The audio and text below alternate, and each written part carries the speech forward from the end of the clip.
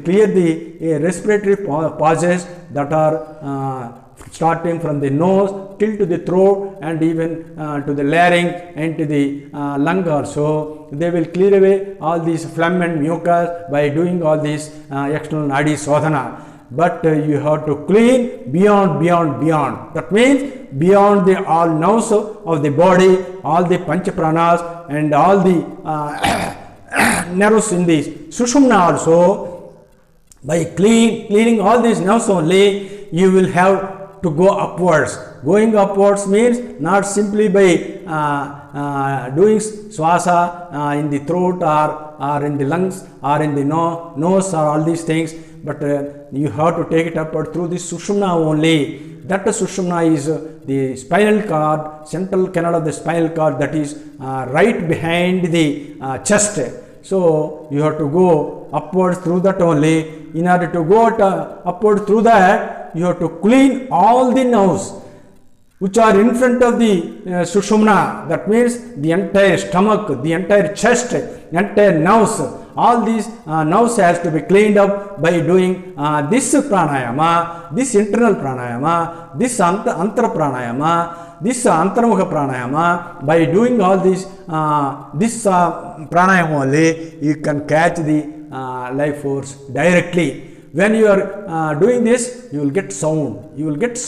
That means when you are doing this, so there will be a trapping of the external air entry into the lungs.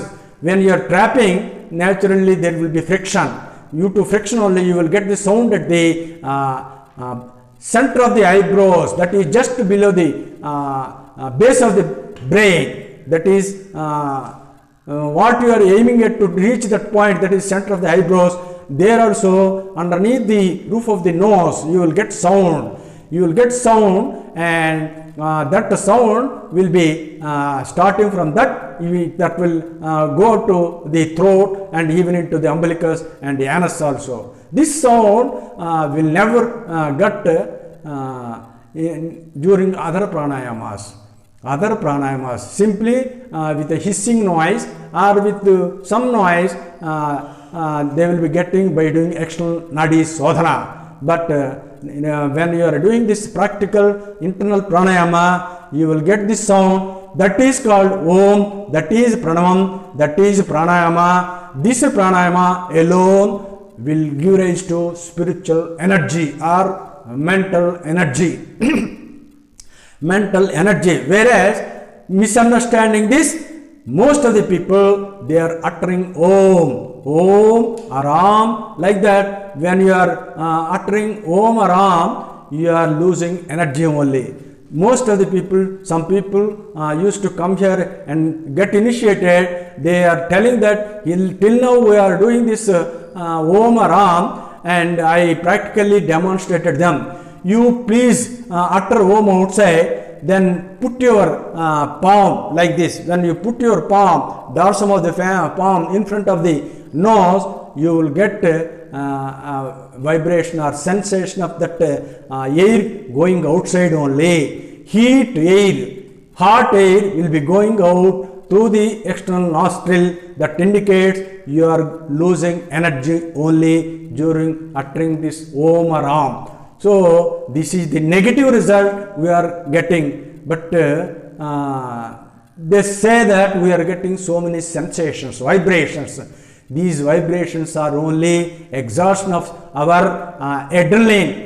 By exhaustion of adrenaline, you will get energetic, and at the same time you are losing energy. While doing so, you are getting dissociated between the prana and apana. Here in this pranayama, prana apano samukrutva. How to balance these two things? That means the prana during pranayama, in ordinary respiration, the pranam, that means the upper respiratory movement, inspiration, it is going upward. During expiration, the apana is going downwards. That is naturally happening in every normal respiration. That means during inspiration, the prana and apana, they are getting dissociated like this. They are going dissociated. The pranam is going upwards and the apana is going downwards during normal inspiration. But during pranayama, they will be turned inside like this. So they will be going like this. During pranayama, they will be going like this, and when you are doing that, naturally the umbilicus and the anus, they will be retracted back. They will be withdrawn inside. When they are withdrawn inside, you will be getting the you will have control over the return force of the blood circulation. That is called venous return. That have initiated to a cardiologist, that is Dr. Kalyan. You can as well understand this what is meant by this venous return. So when you are doing this pranayama, you will get over this venous return, and that will be lifted upwards to the lungs, first into the right side of the heart and into the lungs, and afterwards when you are pulling downwards, when you are pulling downwards, when you are pulling downwards like this, all this blood coming from the lungs then into the heart and into the periphery by more cardiac output. So during pranayama, there will be much venous return and there will be much cardiac output. So by doing this pranayama, all the blood will be circulated thoroughly to each and every nook and corner of the body. Thereby there won't be any blockage. When there is thorough circulation, there won't be any blockage. That blockage is called kapham, and that can be cleared out. That vatam kapham will be cleared out by thorough circulation, and there won't be any accumulation of any thrombosis. That means the blood will be never clotted even in the heart or in the brain, thereby avoiding this myocardial infarction or the heart attack or the paralysis in the brain or anywhere in the body when you are getting the free blood circulation. Not only avoiding thrombosis, but any sort of disease. So all the diseases are occurring due to this blockage of improper blood circulation only. Any part that is being blocked, you will get disease for that particular part, and you are naming that disease in a particular way. So there are no number of diseases. There is only one disease, that is blockage of the blood circulation.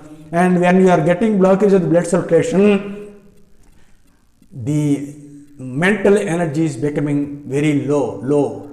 That's why our Guru used to say, there is only one disease, that is deficiency of mental energy is the only disease, and the remedy for all these diseases is nothing but increase your mental energy. When you are doing mental energy, getting mental energy means by constant churning the life force up and downwards inside, you will get enormous heat and energy, and thereby you will getting mental energy. That mental energy will lead you to sound health and sound mind. Sound health and sound mind will be simultaneously achieved by a single method, that is internal pranayama. That is the only medicine for the body and for the mind also. This is the ultimate remedy.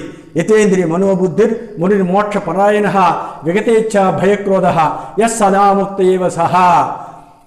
Yatendriya manobuddhir murir moksha parayanaha. Those who are intending to get a salvation, yatendriya manobuddhi, by controlling the mind and the intellect.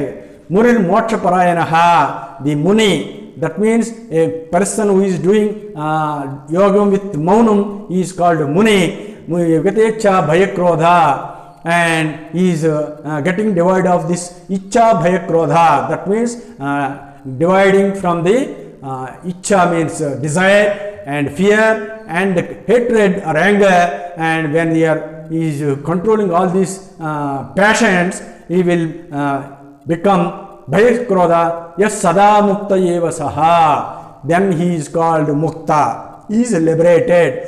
As long as these things are under control, he will be liberated soul only. He will be Jivan Mukta only. Here I want to mention another practical point. Those who are doing this pranayama can easily understand that when you are doing this pranayama, naturally the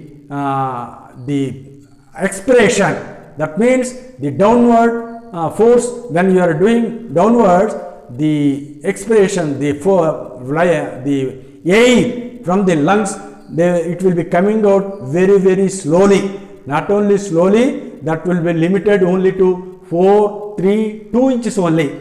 But in ordinary respiration, you will be expiring up to 12 inches and more. Even during sexual conjugation, you will be losing up to 72 inches. But during pranayama, that will be going up to only 4 inches more, up to 4 inches only. But if you do perfectly, that will be limited to even 2 inches also. Like that, during this pranayama, when he has got that state of controlling the respiration, he will be Jivan Mukta alone. He is, as long as he is in that stage, he is a liberated soul. Don't think that this Jivan Mukta state is somewhere after or beyond this birth. Never like that. Everybody is Jivan Mukta as long as you are in that state of doing pranayama. But no sooner when you come out and leaving this pranayama, naturally the downward thrust will be again switched on to go downwards. Then your mind and the respirations will come forward. Then you will be deluded into this sensory world. So in that way, a yogi can become Jivan Mukta provided if he does pranayam inside. Bhoktaram Injitapsam Sarvaloka Maheswaram Suhrudam Sarvabhutanam Jnatva Shantimuchyate. You see the quality of Lord, how in 4th chapter he is telling that Paritranaya Sadhuna Vinasaya Dushyatam Dharma Samsthapanadhaya Sambhavami Yuge Yuge. But for the sake of the world, he is trying to destroy the wicked people and afflicting the good people. But for the sake of the world only, but he is not all enemy, becoming enemy to any of his children. Here he is clearly mentioning that Bhoktaram Yajjatapasam. He is the enjoyer of the any sacrifice, any yajjam or tapasa or austerity, any tapasa or austerity or yajjam or sacrifice. He is the enjoyer. The Lord himself is enjoyer. Bhoktaram Yajjatapasam Sarvaloka Maheswaram. He is the Lord. He is the control of the entire universe. So, the control of the universe will be always in this mode. Suhrudam Sarvabhutanam. He will be always Suhrut. Suhrut means there is difference between a friend and the Suhrut. The friend is always, a friend will be having another friend. They will be mutually helping with each other. A friend in need is a friend in need. Like that, the friendship will be going on increasing. But as regards to the Hut means, Suhrut means, the Suhrut means he will never ask or get anything return out of the person for whom he is doing this great upakaram or advantage or giving this sanctioning all these riches or yogam, and whatever the vibhutis is sanctioning, Lord sanctioning, he is sanctioning to each and everybody. He has no enmity towards any creature, but he is always behaves like a suhrut. So he will be always fond of helping others only, but he will never to try to kill anybody. But in order to safeguard the world, temporarily he will have to destroy some of the people who are not at all hearing his words.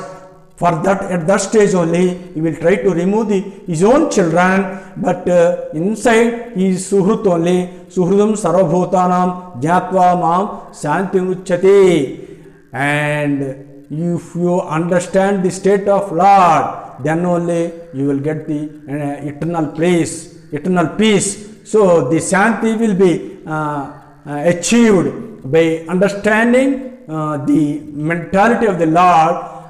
At that stage, a yogi can reach that state, then the yogi and the Lord will become one another. That is the state of Brahman that is told in this Karma Sannyasa Yogam. So, Karma Sannyasa means not simply renouncing outside, but you have to renounce inside only. A man who is renounced inside and doing action outside cannot be understood easily for a normal man. Atmajnanam nishta aham vedambujekshana maya mohita macha nayujananta sarvada. In this way, Vasishtha Maharshi says to Rama that Atmajnanam nishta aham vedambujekshana. Oh Ambujekshana, the Ambujekshana means the lies looking like the lotus. That means open jnani. That means a man who has opened his Hrutpadmam, he is called Ambujekshana. He is addressing Lord Rama that